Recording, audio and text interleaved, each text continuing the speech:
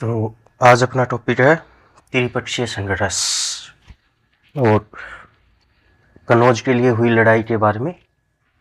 त्रिपक्षीय संघर्ष, तीन राजाओं की एक दूसरे से बैटल। तो इसमें क्या हुआ कि नाटबट प्रथम, अब तीन शासक वंश हो रहे, राष्ट्रकूट, गुर्जर प्रतिहार और पाल वंश। तीन वंश हो रहे, राष्ट्रकूट, गुर्जर प्रतिहार और पाल वंश। अब पाल समुदाय का क्षेत्र था बंगाल और बिहार का, राष्ट्रकूट थे साउथ इंडिया में, ठीक है, साउथ इंडिया में, और गुर्जर प्रतिहार राजस्थान के, राजस्थान और गुजरात का एरिया गुर्जर प्रतिहार का वंश था। तो अब पाल वंश का सबसे प्रताप, हम इसमें त्रिसंघर्ष में पाल वंश की साइड से धर्मपाल और देवपाल थे, और वहीं राष्ट्रकूट की साइड से ध्रुव, उसी को गोविंद थर्ड बोल देते हैं, ध्रुव या गोविंद थर्ड हो रहा है, ठीक है। और गुर्जर प्रतिहार वंश से नाटबट प्रथम हो जाएगा और मीर भोज हो जाएगा। एंडिंग पॉइंट में यही रहेगा कि मीर भोज ही कन्नौज पे शासन करने में ज़्यादा सफल रहेगा, अपना वर्चस्व बनाए रखने में सक्सेसफुल रहेगा। तो हम इसको देखते हैं, इसके पीछे रीजन क्या क्या है। ये हमारा हो रहा पाल, मगध, बिहार, और ये गुर्जर प्रतिहार, और ये राष्ट्रकूट, ठीक है। इनका राष्ट्रकूट का ये हम 750 से 900 मतलब 8th सेंचुरी से 10th सेंचुरी के बिटवीन इट्स बैटल्ड, ठीक है। तो अब इसमें देखो ट्राइंगल में गुर्जर प्रतिहार हो रहे, गुर्जर प्रतिहार, पाल वंश और राष्ट्रकूट, तीनों शासक हो रहे।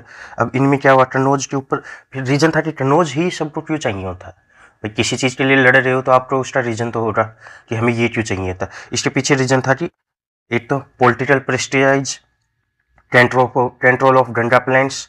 अब control of Ganga plan Kannauj Ganga के दोआब क्षेत्र में, जहाँ पर समृद्ध एग्रीकल्चर, पेस्टिसाइड और फर्टिलाइज सॉइल का भरपूर मात्रा में, तो चावल की खेती है, गेहूँ की खेती है, मतलब हर तरह की फसल हो सकती है, व्यापारिक और वाणिज्यिक दोनों टाइप की, खाद्यान्न और वाणिज्यिक दोनों टाइप की। तो हर किसी की इच्छा थी कि क्यों ना हम कन्नौज पे, एक रीजन ये।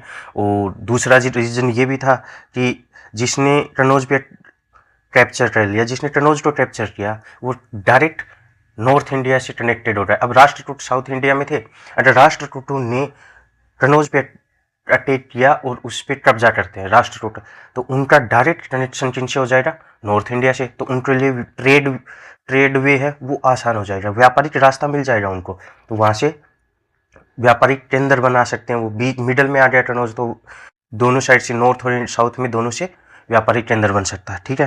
फिर हो रहा दूसरी बात, जिसने कन्नौज पे अटैक किया वो नॉर्थ पे भी एक अपनी पावर को कंट्रोल कर सकता है, होल्ड कर सकता है, अपनी पावर होल्डिंग हो जाती है नॉर्थ इंडिया पे। ये मेन रीजन थे। इसमें तीन वंश हो रहे, पाल वंश में प्रमुख शासक था धर्मपाल और देवपाल, ठीक है। अब इसके बाद हो रहा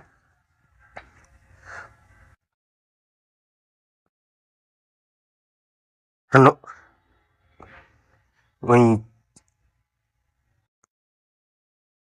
गुर्जर प्रतिहार में धो नाटबट द्वितीय, नाटबट सेकंड और मीर भोज, ठीक है, सबसे चलते। ये वही मीर भोज है जो राजस्थान में मीराबाई है हुई, और मीराबाई का शादी किससे हुई थी, उन्हीं के, वही उसी वंश से है, जिस वंश में मीराबाई की शादी हुई थी वही मीर भोज है ये, ठीक है।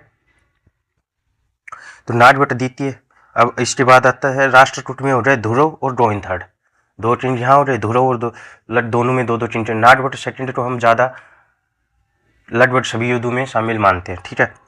अब एक टर्मिनोलॉजी देखते हैं कि कैसे कैसे हुआ। 750 ही, मतलब 8th सेंचुरी के मिडिल में पाल और प्रतिहार उनका उदय होता है। पाल ईस्ट इंडिया, प्रतिहार वेस्ट इंडिया से, वेस्ट इंडिया में गुजरात और राजस्थान। पाल बिहार वेस्ट बंगाल साइड से पाल वंश होता है। वहीं फिर एंडिंग में धर्मपाल का हस्तक्षेप होना शुरू हो जाता है। धर्मपाल कहाँ से आ गया, राष्ट्रकूट से, ठीक है। अब नाटबट द्वितीय इनका एंड होता है 9th से 10th सेंचुरी में, मतलब 10th सेंचुरी के स्टार्टिंग के पॉइंट में, 901, 2, 3 इसके आसपास ये खत्म हो जाता है, ठीक है। तो अब इसके रिजल्ट भी देखते हैं। पॉलिटिकल फ्रेगमेंशन हो रहा है, पॉलिटिकल फ्रेगमेंशन, जैसे तीनों की शक्तियाँ कमजोर हुई। अब तीनों शक्तियाँ कमजोर हो रही, स्वाभाविक सी बात है कि दो की लड़ाई में तीसरा फायदे में रहता है। यहाँ तो तीनों लड़ रहे थे, तो चौथा इंसान तो फायदे में रहेगा, तो कहीं ना कहीं भारी आक्रमण हुआ तो सामंतवाद आया, तो उनसे क्या हुआ, पॉलिटिकल फ्रेगमेंटेशन हो गया। फिर और कोई भी डायनेस्टी यहाँ पे परमानेंट कंट्रोल नहीं कर पाई, क्योंकि कभी गुज्जर आते थे, कभी वो राष्ट्रकूट आते थे, कभी पालवंश आ जाते थे।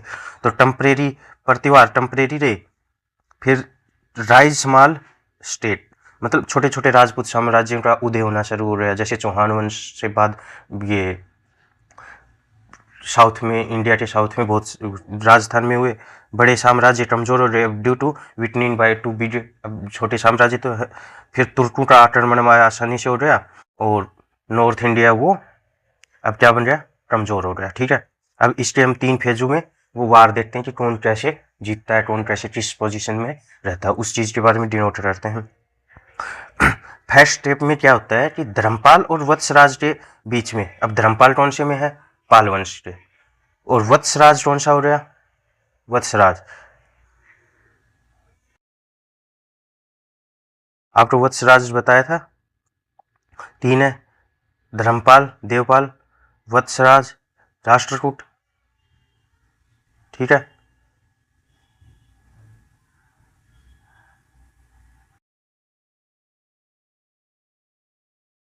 धर्मपाल पालवंश, वत्सराज ये था, एक राजा को ये बात बताई नहीं थी, तो ये गुज्जर प्रतिहार का था। ठीक है, इसका प्रतिहार वत्सराज प्रतिहार, धर्मपाल और वत्सराज के बीच युद्ध हुआ।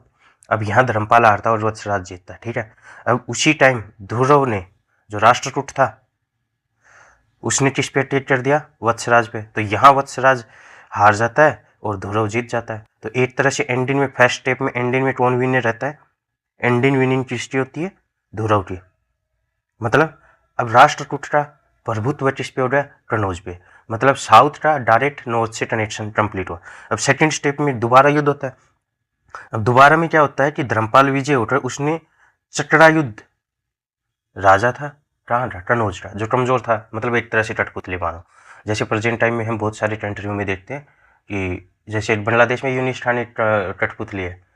ठीक है, अब और ऐसे ही हम मानते हैं कि पाकिस्तान में जो प्रधानमंत्री है वो तो है कठपुतली, और वहाँ का सेनापति, जो सेनाध्यक्ष है, वही है मैन। तो उसी तरह से चतरा युद्ध को कठपुतली के रूप में धर्मपाल ने नियुक्त कर दिया। अब धर्मपाल ने पूरे नॉर्थ इंडिया के राजाओं को मिला के, बैठा के एक कमेटी सभा बनाई, संगोष्ठी की सभा की।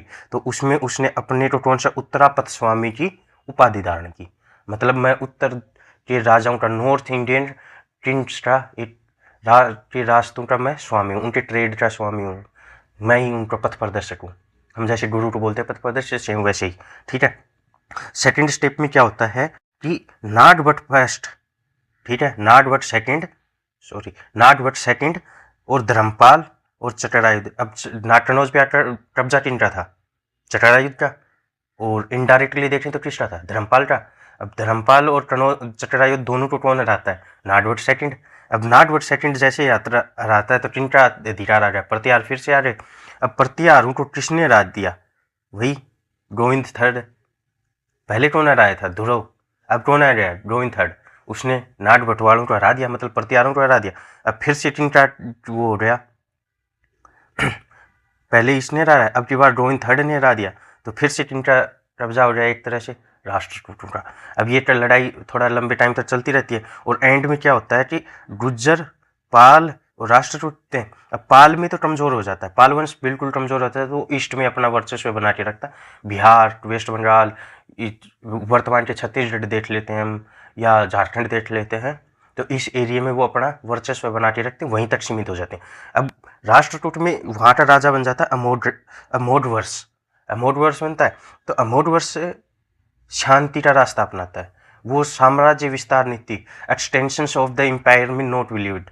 ठीक है, वो उसमें बिलीव नहीं करता था, मतलब एक तरह से शांति प्रिय शासन करने की इच्छा थी, तो वो शांति का रास्ता अपनाता है, और कनौज पे अटैक करना उसने बंद कर दिया। अब स्वाभाविक सी बात है, पाल कमजोर हो रहा है, राष्ट्रकूट में तो शासक नहीं बचा, तो एंडिंग में किनका प्रभुत्व रहा, राजस्थान गुजरात के एरिया वाले गुज्जर प्रतिहारों का वर्चस्व कहाँ पे रहेगा, एंड में कन्नौज पे, जिसमें मीर भोज को हम मानते हैं, मीर भोज के बाद महेंद्र पाल को इस पे कब्जा मारते हैं।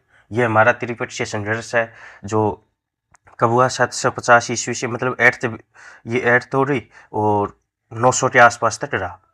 किसी भी सेंचुरी तो देखते हैं हम तो स्टार्टिंग से, जैसे 700 से शुरू होती है और 800 तक खत्म होती है, तो वो 8 सेंचुरी हो रही। और हम इसी एक वो भी कंडीशन होती है, जब हम ईसा पूरा हो जाते हैं तो हम जब घटते क्रम में देखते हैं तो वो ईस्वी बढ़ती है। जैसे हम देखते हैं कि 300 ईस्वी पूर्व से 200 ईस्वी तक हो रही, ठीक है, तो ये 3rd सेंचुरी हो जाएगी, क्योंकि ईयर घटेंगे, सेंचुरी तो वही रहेगी, 200 से 300 के बीच है, तो 200 से 300 चलते हैं हम तो 3rd सेंचुरी आती है।